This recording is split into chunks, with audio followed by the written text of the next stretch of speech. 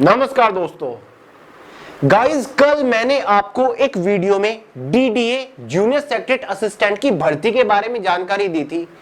उस वीडियो के नीचे कमेंट बॉक्स में कमेंट्स की बाढ़ सी आ गई, जिसमें मैक्सिमम स्टूडेंट्स यही बोल रहे हैं कि भैया मजा नहीं आया, फॉर्म फीस बहुत ज्यादा मांग रखी है जिसे हम अफोर्ड नहीं कर सकते, सिलेबस भी कुछ ज्यादा ही लेंदी है, वर्कलोड भी इस पोस्ट के ऊपर ज्यादा होता है, साथ ही एज लिमिट भी जनरल वालों के लिए 18 से 27 साल ही है। बहुत सारे लोगों ने कमेंट करके बोला कि भैया कोई बेहतरीन सी गवर्नमेंट जॉब वैकेंसीज के बारे में बताइए जो कि केंद्र सरकार की नौकरी हो, जहां पर क्लरिकल काम हमें करना पड़े, वर्कलोड बिल्कुल ना हो, सिलेबस बिल्कुल छुटका सा हो और सिलेक्शन के चांसेस बहुत ज्यादा हो, कंपटीशन ना के बराबर हो। तो चिंता क्यों कर रहे हो, आपके लिए लेकर आ चुका हूं एक और बेहतरीन government job update.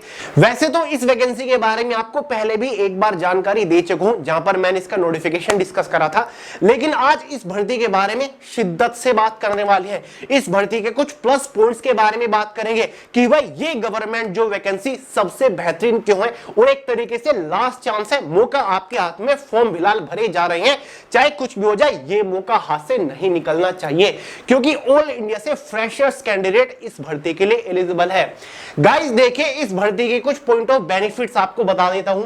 Less competition ना के बराबर रहता है, बस फॉर्म अप्लाई कर दीजिए और थोड़ी सी तैयारी कर लीजिएगा, सिलेक्शन आपके हाथ में है। इजी एग्जाम लेवल बिल्कुल मक्खन, एकदम इजी लेवल का आता है। 2023 में भी ये भर्ती निकली थी, प्रीवियस ईयर डाउनलोड करके देख लीजिएगा। नेक्स्ट पॉइंट है हाईएस्ट सिलेक्शन चांसेस। जब कंपटीशन इतना कम है, एग्जाम लेवल इतना इजी है, तो जाहिर सी बात है सिलेक्शन चांसेस तो बढ़ ही जाएंगे। फास्ट सिलेक्शन प्रोसीजर, इस बार इसका सिलेक्शन प्रोसीजर काफी फास्ट चलने वाला है। फॉर्म अप्लाई करने के मात्र 4 से 5 महीनों के अंदर आपके हाथ में ज्वाइनिंग लेटर होगा।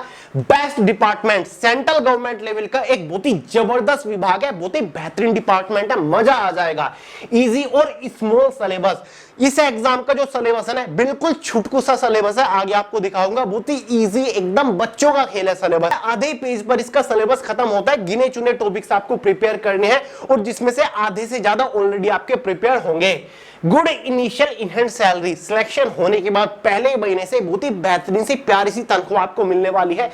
लो कट ऑफ भी काफी कम रहती है क्योंकि भाई कंपटीशन काफी कम रहता है। साथ ही गुड प्रमोशंस अपॉर्चुनिटी, प्रमोशंस की अपॉर्चुनिटी बहुत ही बेहतरीन है। आज जिस पोस्ट के ऊपर आपका सिलेक्शन होगा, मात्र 4 से 5 साल के अंदर आप हायर रैंक के ऊपर पहुंच जाओगे, हायर पोस्ट के ऊपर पहुंच जाओगे, जहां पर आपकी सैलरी भी इंक्रीज हो जाएगी। गुड जॉब प्रोफाइल, यार मजा आ जाएगा। जिस भी पोस्ट के ऊपर आपका सिलेक्शन होगा, जो आपको काम करना पड़ेगा ना, मजा आ जाएगा। आप ये कहोगे कि यार ऐसी नौकरी तो किस्मत वालों को मिलती है। जॉब लोकेशन आपको एक तरीके से अपनी चॉइस के अकॉर्डिंग मिल जाती है, बहुत ही बेहतरीन जॉब लोकेशन है। Extra age relaxation, DDA JSA के साथ ये प्रॉब्लम थी ना कि 18 से 27 साल एज लिमिट है, हमें एक्स्ट्रा एज रिलैक्सेशन चाहिए, तो भाई जनरल वालों को भी यहां पर एज में एक्स्ट्रा एज रिलैक्सेशन देखने को मिल रहा है। नेक्स्ट पॉइंट है नो वर्कलोड। गाइस, इस पोस्ट के ऊपर, इस जॉब के अंदर वर्कलोड ना के बराबर है, मजे वाली नौकरी है। और सबसे important point, no interview. Guys, इसके सिलेक्शन प्रोसीजर में कोई भी इंटरव्यू नहीं होने वाला है, क्लियर है। बस एग्जाम के बेसिस पर आपको फाइनल सिलेक्शन मिल जाएगा। अब आपके अंदर जानने की जिज्ञासा हो रही होगी कि भैया आखिर ये कौन सी ऐसी सरकारी नौकरी निकल के आ गई जिसमें हमें ये सभी बेनिफिट्स मिल रहे हैं। फटाफट बता दीजिए, हमें इसके लिए फॉर्म अप्लाई करके तैयारी शुरू करनी है। चिंता मत करिए, आगे इस वीडियो में इस भर्ती के रिगार्डिंग संपूर्ण जानकारी आपको देने वाला हूं। जैसे कि इसका डिटेल सिलेक्शन प्रोसीजर आपको समझा के जाऊंगा, एज लिमिट, क्वालिफिकेशन के बारे में बात करेंगे, एग्जाम पैटर्न को डिटेल्ड के साथ डिस्कस करेंगे, exam syllabus subject wise, topic wise PDF form में प्रोवाइड करा के जाऊंगा, प्रीवियस ईयर की कट ऑफ को भी डिस्कस करेंगे, सिलेक्शन होने के बाद exact initial in hand salary कितनी रहती है, exam centres, job location, job profile, promotion opportunity के बारे में बात करेंगे। अभी बता रहा हूं, अगर आपको सुनने में कुछ इंटरेस्टिंग लग रहा होगा तो भाई वीडियो को पूरे ध्यान से आखिर तक जरूर देखिएगा, क्योंकि चाहे कुछ भी हो जाए, ये नौकरी, ये मौका हाथ से नहीं निकलना चाहिए। तो चलिए और ज्यादा टाइम वेस्ट नहीं करते, फटाफट वीडियो शुरू करते हैं। बट उससे पहले एक छोटी सी इंफॉर्मेशन जरूर देकर जाऊंगा। ये एग्जाम हो या फिर कोई भी बड़ा छोटा कॉम्पिटिटिव एग्जाम हो, सेंट्रल गवर्नमेंट लेवल को या फिर स्टेट लेवल का ही एग्जाम क्यों ना हो, जीएस आपके आड़े आ रही है, जीएस आपको समझ नहीं आ रही है, जीएस को कैसे कवर करे, परेशान हो, चिंता करने की जरूरत नहीं है। पेश है आपके लिए जीएस बोर्ड, जो कि जनरल अवेयरनेस की अब तक की सबसे सर्वश्रेष्ठ ई बुक है, जिसको फोन के अंदर डाउनलोड करके अभी पढ़ना शुरू कर सकते हो, जिसके अंदर डिफरेंट कॉम्पिटिटिव एग्जाम्स में सबसे ज्यादा बार पूछे जा चुके जीएस के क्वेश्चंस वन लाइनर फॉर्म में सॉल्यूशन के साथ कवर कर रखे हैं। अगर आप हर एक क्वेश्चन के ऊपर सिर्फ एक बार प्रैक्टिस कर लो ना, हर एक एग्जाम के अंदर जीएस के चिथड़े उड़ा के आओगे, ये मेरी गारंटी है, क्योंकि क्वेश्चन बचेगा नहीं। इससे भर एग्जाम में क्वेश्चन बनेगा ही नहीं। मोस्ट ऑफ स्टूडेंट्स के पास ये जीएस बॉम्ब पहुंच चुका है और इससे तैयारी कर रहे हैं। लिंक डिस्क्रिप्शन बॉक्स में, मौका मत गवाइएगा, ठीक है। तो चलेगा, इतनी देर से मैं जिस भर्ती के बारे में बात कर रहा हूं वो निकल के आ रही है शिक्षा मंत्रालय क्लर्क भर्ती 2025 की तरफ से। बहुत सारे लोगों को तो अभी तक पता ही नहीं चला कि भाई किस विभाग के अंदर ये भर्ती है। बहुत सारे लोग तो अब तक भी कंफ्यूजन में हैं, आखिर ये विभाग कौन सा है, इस विभाग का काम क्या होता है। क्योंकि गाइस इस विभाग के अंदर 2023 से ही डायरेक्ट भर्ती निकलना शुरू हुई थी। बहुत सारे लोग को नहीं पता, इसलिए थोड़ा सिंपल तरीके से आपको समझा देता हूं, आखिर किस मंत्रालय के अंदर आओगे इस विभाग के अंदर जब आप नौकरी कर रहे होंगे, ठीक है। तो भाई एक तरीके से शिक्षा मंत्रालय के अंदर ये भर्ती है, आप इतना समझ लीजिए, क्लियर है। यानी कि मिनिस्ट्री ऑफ एजुकेशन के अंडर है। पोस्ट कौन सी है? क्लरिकल पोस्ट है, कलर की पोस्ट है। फिलहाल केवल आप इतना समझते हुए चलिए, बाकी चीजें आगे मैं क्लियर कर दूंगा, क्योंकि काफी सारे लोग कंफ्यूज हो जाते हैं जब उनको एकदम बताया जाता है। Government of India, central government level का ये विभाग है, ठीक है। भारत सरकार के अंडर ये नौकरी आती है। ऑल इंडिया की वैकेंसी है, महिला एवं पुरुष, मेल और फीमेल दोनों ही कैटेगरी कैंडिडेट एलिजिबल है। तो भाई ये जो क्लरिकल पोस्ट है ना, इस पोस्ट के ऊपर टोटल 228 वैकेंसीज निकली हुई है। कितनी? 228। फॉर्म फिलहाल भरे जा रहे हैं, डेट्स वगैरह सारी चीजें आपको आगे बताऊंगा। ये एक ग्रुप सी की पोस्ट है, क्लरिकल पोस्ट है।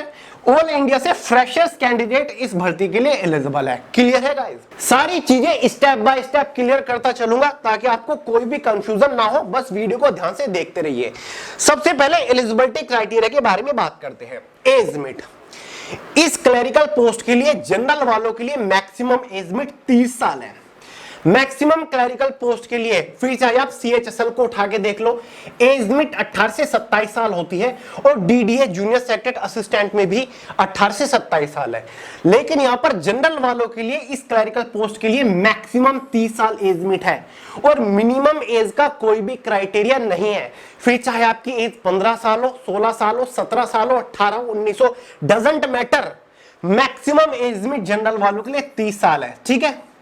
जो आपकी एज कैलकुलेट होगी एज ऑन 23 अक्टूबर 2025 तक होने वाली है, समझ गए।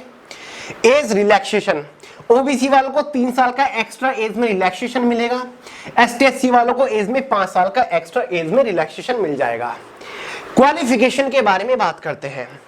गाइज अगर आपने 12वीं पास कर रखा है, मतलब आप 10+2 पास हो, क्लियर है क्या? 10+2, तो भाई आप एलिजिबल है। इसको इंटरमीडिएट भी बोलते हैं। अगर आप इंटरमीडिएट पास हो, 12वीं पास हो, अगर आप किसी भी सब्जेक्ट से, किसी भी स्ट्रीम से, कितने भी नंबर के साथ, किसी भी स्कूल यूनिवर्सिटी से, तो आप एलिजिबल है। कई बार क्या होता है, आप 12वीं पास तो कर लेते हो, लेकिन आप 16.5 साल, 17.5 साल की उम्र में 12वीं पास कर लेते हो। 18 साल उम्र होने का वेट कर दो, तभी आप किसी सरकारी नौकरी के लिए फॉर्म भर पाओगे। लेकिन इस नौकरी में खेल कुछ अलग है।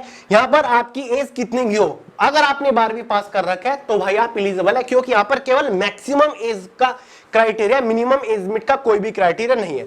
तो ये मैं कह रहा था कि भाई मिनिमम एज लिमिट में भी रिलैक्सेशन है और मैक्सिमम एज लिमिट में भी रिलैक्सेशन है। जहां पर 27 साल होती है, इसमें 30 साल है जनरल वालों के लिए, ठीक है। अब बात करेंगे इसके सिलेक्शन प्रोसीजर के बारे में, यानी कि जब आप इस भर्ती के लिए ऑनलाइन फॉर्म अप्लाई कर दोगे, फाइनल सिलेक्शन लेने तक आपको किस किस स्टेज से होकर गुजरना पड़ेगा। गाइस इसका complete selection procedure 3 major stages के ऊपर टिका हुआ है। स्टेज फर्स्ट एक एग्जाम है, ठीक है। ये आपका एग्जाम है, ये 5 सब्जेक्ट एग्जाम में होंगे। पहला subject reasoning ability, 25 question 25 number के अंदर। दूसरा subject quantitative aptitude, 25 question 25 number के अंदर। क्वांटिटेटिव एप्टीट्यूड में केवल बेसिक अरिथमेटिक रहेगा, एडवांस मैथ नहीं आता। जनरल अवेयरनेस 20 क्वेश्चन 20 नंबर के अंदर। जनरल अवेयरनेस की चिंता खत्म, जीएस बॉम्ब आपके पास है, लिंक डिस्क्रिप्शन बॉक्स में है। कंप्यूटर नॉलेज 10 क्वेश्चन 10 नंबर के अंदर, बेसिक फंडामेंटल से क्वेश्चंस होंगे। जनरल इंग्लिश से 10 क्वेश्चन 10 नंबर के अंदर, फिर चाहे आपकी वोकैबुलरी हो, ग्रामर हो। जनरल हिंदी 10 क्वेश्चन 10 नंबर के अंदर। इसी के बेसिस पर एग्जाम में 100 क्वेश्चन होंगे, 100 नंबर का पेपर होगा, 120 मिनट यानी कि 2 घंटा क्वेश्चन पेपर की टाइम ड्यूरेशन होगी, 0.25 मार्क्स की एग्जाम में नेगेटिव मार्किंग होगी। शुरुआत में मैंने लिखा था पॉइंट्स ऑफ बेनिफिट में कि भाई एग्जाम लेवल काफी इजी होता है, बिल्कुल इजी होता है। यहीं पर आप देख लो 100 क्वेश्चन सोल्व करने के लिए 2 घंटे दिए जा रहे हैं। कहां एसएससी सीएचएस सीजीएल में 100 क्वेश्चन सोल्व करने के लिए 60 मिनट दी जाती है, 1 घंटा दिया जाता है, यहां पर 2 घंटे। आप आराम से 100 क्वेश्चन सोल्व करके बैठ जाओगे, कोई भी प्रॉब्लम आपको नहीं आएगी। क्लियर है गाइस, समझ गए? ठीक है, तो भाई ये 100 क्वेश्चन जो है आपको 120 मिनट के अंदर सोल्व करने हैं। एग्जाम में 0.25 मार्क्स की नेगेटिव मार्किंग है, बाइलिंगुअल एग्जाम, ठीक है, हिंदी और इंग्लिश में होने वाला है।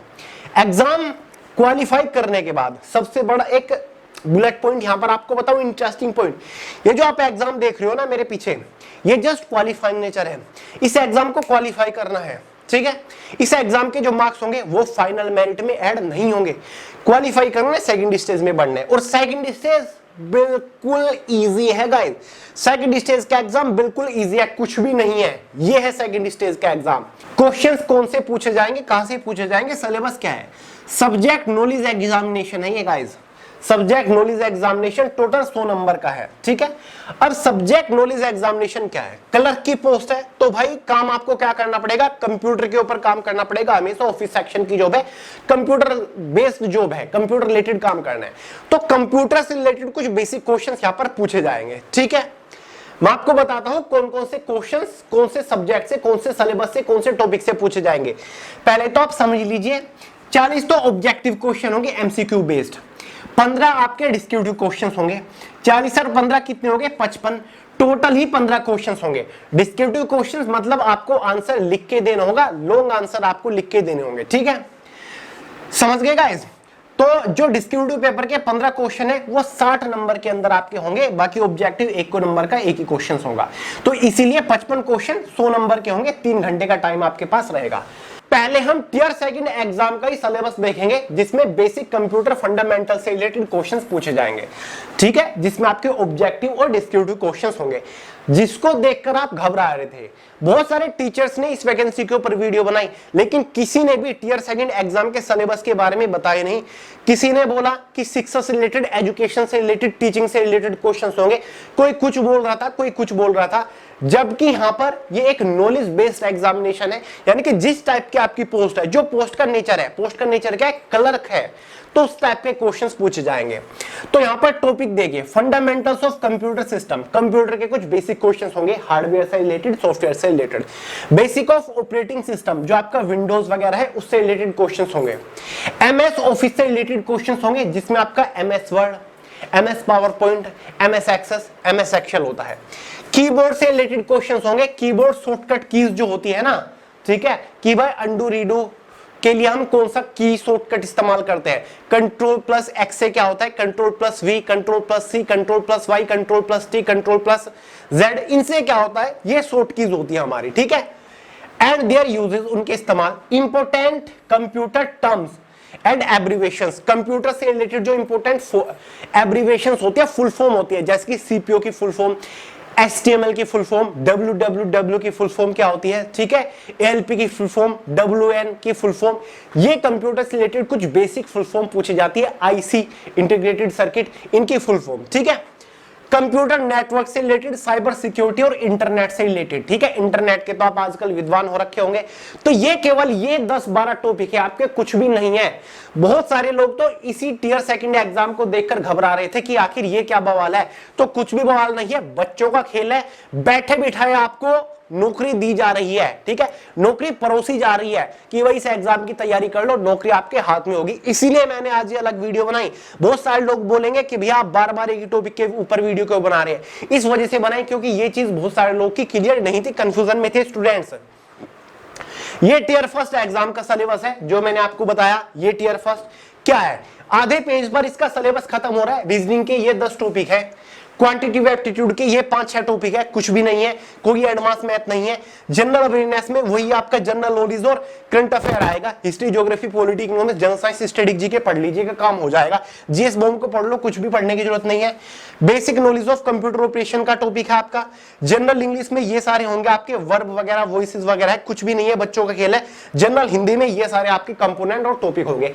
आधे पेज पर सिलेबस खत्म हो रहा है। एसएससी का उठा लो, एसएससी सीएचएसएल के बराबर की पोस्ट है, बिल्कुल वही फैसिलिटी, वही सैलरी आपको मिलेगी। ग्रुप सी की पोस्ट है, पे लेवल 2 की पोस्ट है, ठीक है, उतना ही ग्रेड पे है, 1900 रुपए। लेकिन यहां पर आपका सिलेक्शन बैठे बिठाए हो रहा है, कुछ भी नहीं है। जो ये मौका मिस कर देगा वो मूर्ख है, सबसे बड़ा मैं तो ये कहूंगा आज, ठीक है। तो भाई ये इसका सिलेबस जो है मैंने उम्मीद करता हूं आपने देख लिया होगा, टेलीग्राम चैनल के अंदर भी मिल जाएगा। अब टियर सेकंड एग्जाम को क्वालिफाई करने के बाद टियर थर्ड एग्जाम के लिए बुलाया जाएगा, जो कि जस्ट क्वालिफाइंग नेचर है। क्वालिफाई करने आगे बढ़ना है, कोई नंबर आपको यहां पर नहीं दिए जाएंगे, नंबर भले ही दिए जाए लेकिन फाइनल मेरिट में ये नंबर ऐड नहीं होंगे। टियर थर्ड एग्जाम एक टाइपिंग टेस्ट होगा, क्लर्क की पोस्ट है तो टाइपिंग टेस्ट तो आपका मैंडेटरी है ही। यहां पर आपका एक टाइपिंग टेस्ट होने वाला है। इंग्लिश वालों को, E4 इंग्लिश वालों को 35 वर्ड पर मिनट की स्पीड निकाल के दिखानी होगी। हिंदी में अगर आप टाइपिंग करना चाहते हो तो कम से कम 30 वर्ड पर मिनट की स्पीड निकाल के दिखानी होगी, ठीक है। ये आपका टियर थर्ड एग्जाम है। टाइपिंग टेस्ट 50 नंबर का होगा। अगर 50 नंबर में से आप 20 नंबर ले आते हो टाइपिंग टेस्ट को क्वालिफाई कर जाओगे। ये क्वालिफाइंग इन नेचर है, इसके जो नंबर होंगे 50 फाइनल मेरिट में ऐड नहीं होंगे, ठीक है। तो कंप्यूटर के ऊपर आपका एक सिंपल सा टाइपिंग टेस्ट होने वाला है। स्पीड मैंने बता दी ये होनी चाहिए। अभी से टाइपिंग सीखना शुरू कर दो, 35 वर्ड पर मिनट कुछ भी नहीं होती है, ठीक है। तो गाइस अब बात करते हैं फाइनल सिलेक्शन किस बेसिस पर होगा।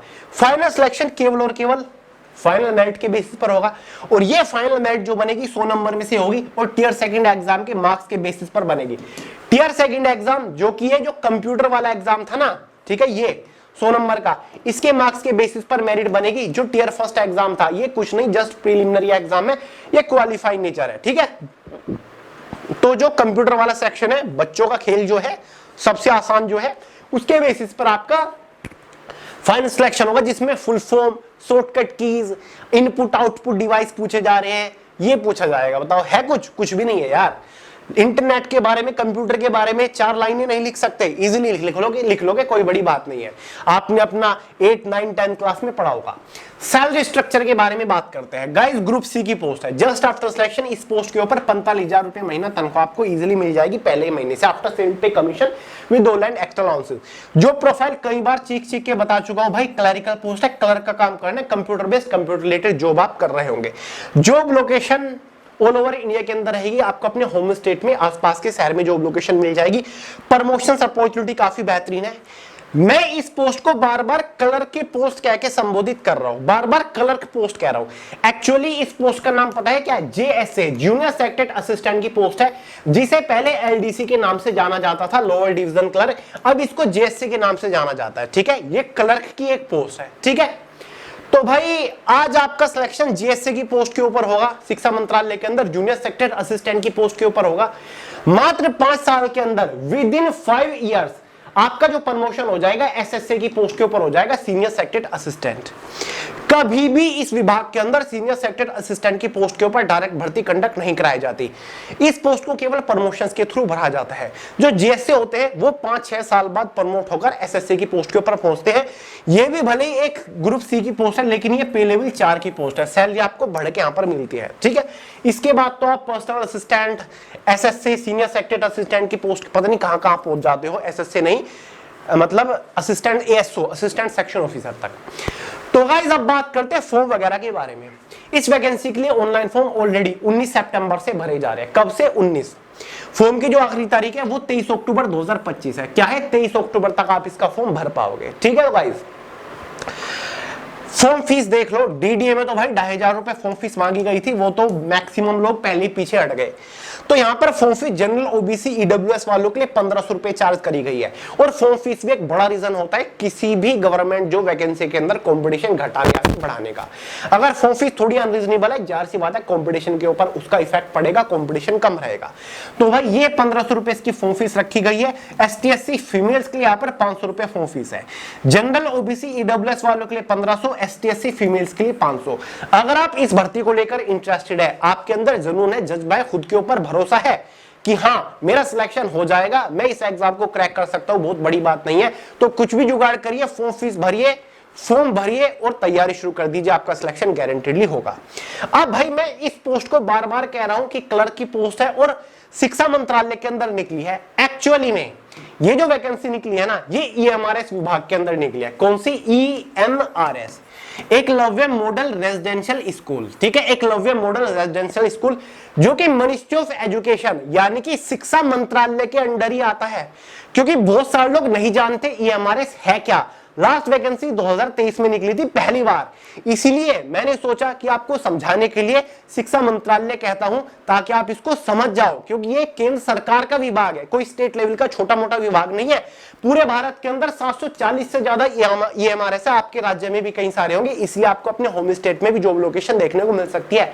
और मैं इसको क्लर्क पोस्ट इसलिए कह रहा हूं क्योंकि ये जीएससी की पोस्ट निकली है ईएमआरएस विभाग के अंदर, और जीएससी की पोस्ट को पहले एलडीसी लोअर डिवीजन क्लर्क की पोस्ट ही कहा जाता है। भले इसको जीएससी कहा जा रहा हो, लेकिन काम आपका क्लरिकल होगा, क्लर्क का काम कर रहे होंगे, कंप्यूटर बेस्ड, कंप्यूटर रिलेटेड आप जॉब कर रहे होंगे। ठीक है, तो उम्मीद करता हूं अब आपके सारे डाउट क्लियर हो गए होंगे। फिर भी कह रहा हूं ये मौका ऐसा है जो कि बार बार नहीं आएगा, पता नहीं 4, 5, 10 साल बाद कब आए।